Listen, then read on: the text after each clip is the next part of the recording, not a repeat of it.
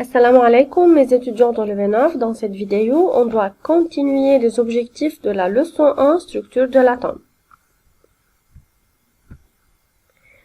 À la fin de cette vidéo, vous voudrez être capable de représenter le symbole atomique de quelques atomes, déterminer la composition d'un atome, calculer la charge nucléaire et la charge du nuage électronique d'un atome, et aussi déduire la neutralité d'un atome.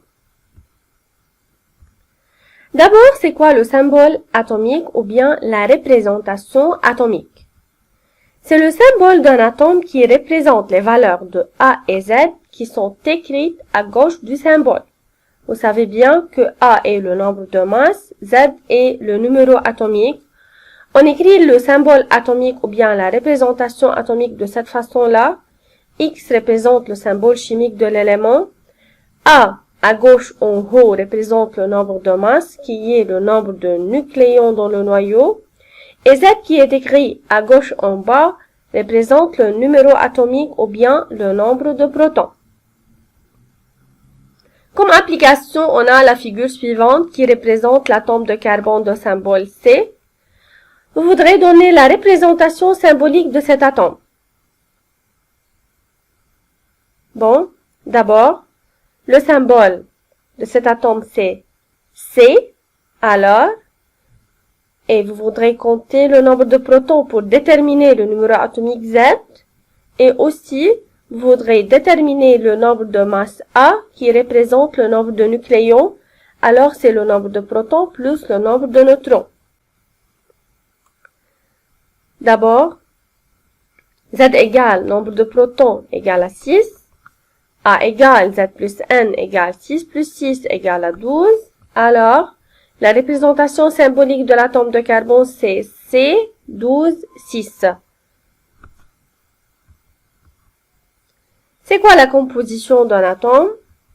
C'est le nombre de protons, neutrons et électrons qui constituent l'atome.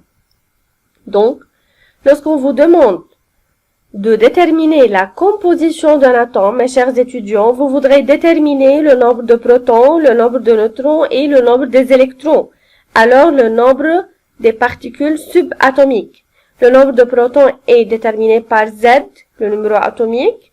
Le nombre de neutrons, N égale A moins Z, si on a A le nombre de masse. Et si on a le nombre de protons, on peut trouver le nombre de neutrons N par la relation N égale A moins Z. Le nombre des électrons égale nombre des protons, car l'atome est neutre. Application. On doit déterminer la composition de Cl3517. C'est l'atome de chlore. Vous voudrez déterminer la composition de l'atome de chlore représenté par Cl3517. Prenez vos temps, mes chers étudiants, pour donner la bonne réponse.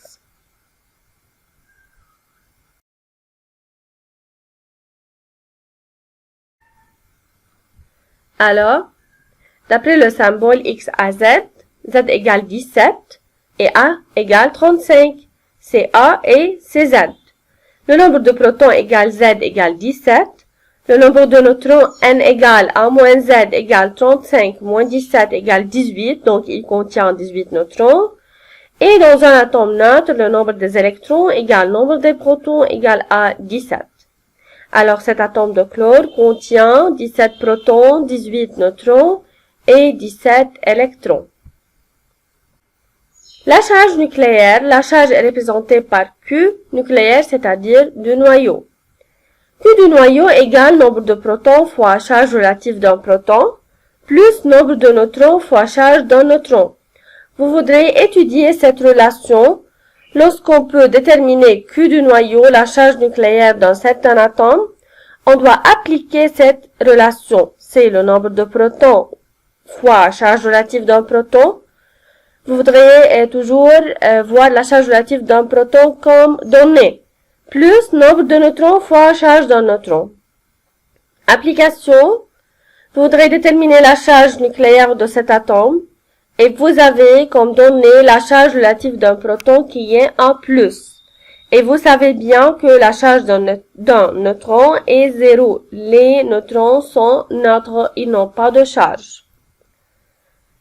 Comment voulez-vous déterminer la charge nucléaire de l'atome? Alors, Q égale nombre de protons fois charge relative d'un proton plus nombre de neutrons fois charge d'un neutron égale 6 fois 1 plus, 6 c'est le nombre de protons, plus 6 fois 0, car les neutrons sont neutres, alors égale à 6 plus. Maintenant, on doit déterminer la charge du nuage électronique. Q du nuage électronique.